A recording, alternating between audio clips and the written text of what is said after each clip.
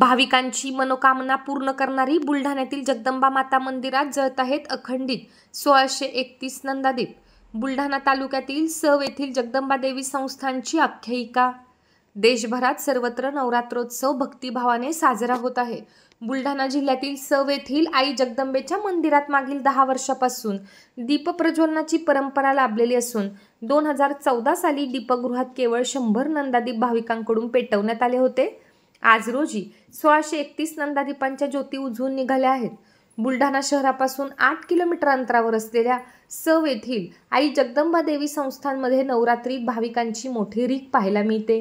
मंदिराला प्रदीर्घ इतिहास लाभला असून हे मंदिर पैनगंगा नदीच्या तीरावर वसलेले होते, परंतु कालांतराने या मंदिराचा जीर्णोद्धार झाला।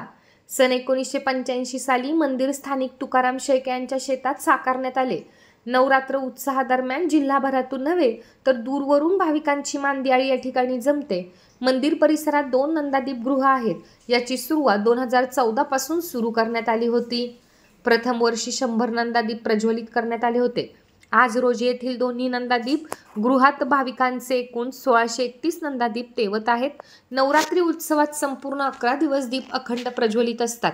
यासाठी भाविक दीपपात्रात तेल ओतण्याची सुद्धा सेवा देत असतात।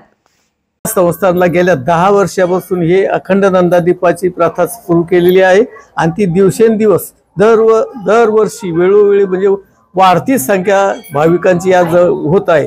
पहिल्याने फक्त 100 दिव्यापासून सुरुवात केली होती, परंतु यावर्षी 1631 दिवे लागले।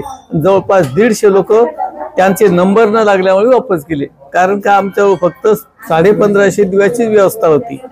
बागे म्हणजे असे किंवा तेल जळे आणि संकट टळे अशी ही भावना भाविकांची असल्यामुळे प्रत्येक भाविकाला वाटते की आपला दिवा हा मंदिरात असावा, कारण घट हा आपल्या घरी जरी आपण लावला तर सतत आपण तो ठेवूच नाही, तो विझेल ही भावना असते। आणि इथं कसे असतं की दिवसा 10-20 बाया असतात या दिवे लावायला, रात्री 10-12 माणसं असतात दिवे लावायला, त्यामुळे हा इथला अखंड दिवा असतो आणि घरी हा तो विझू शकतो किंवा बाईला काही अकस्मात काही त्यांचं हे होतं त्यामुळे त्याची पूजा करू शकत नाही।